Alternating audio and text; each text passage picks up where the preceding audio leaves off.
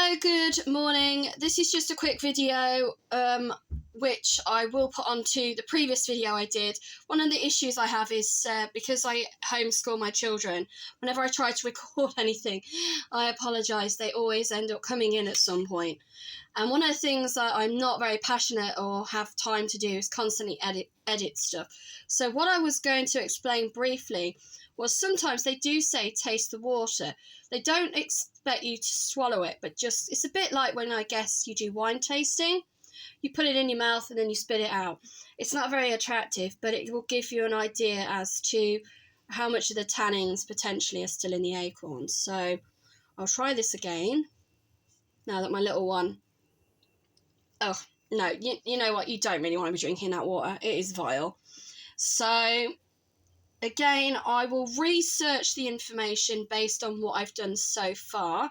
I do apologise that, again, with a lot of my videos, there's a lot of stop, start.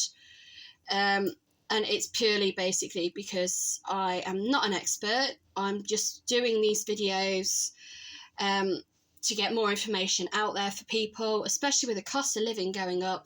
One of the things that people tend to forget is nature's garden. Nature will offer you, if you know what you're doing, which I think as a species we have lost over time. We have been more dependent now on convenience food and expecting everyone to do everything for us, whereas in the olden days we would forage food for ourselves and we would have the skills that would have been passed down from generation to generation into knowing what things to pick seasonally, what was native to the United Kingdom, what had been imported from abroad, mainly within Europe, and then obviously further afield with things like spices and herbs due to trading outside the Europe, outside of the United Kingdom, and then worldwide trade when we were part of what we would have been effectively the British Empire.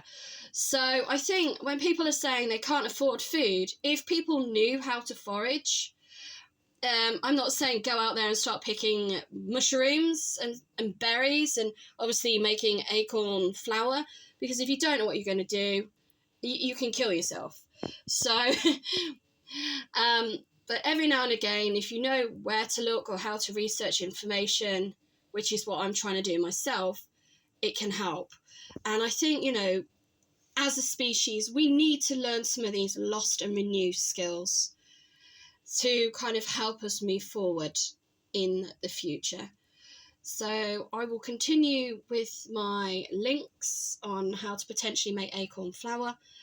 So please bear with me. It isn't a 5-minute job.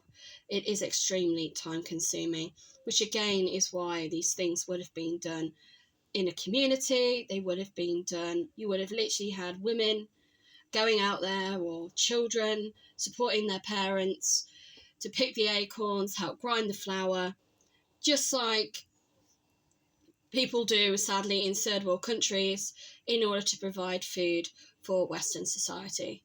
So thank you very much for your time, and like I said, please bear with me.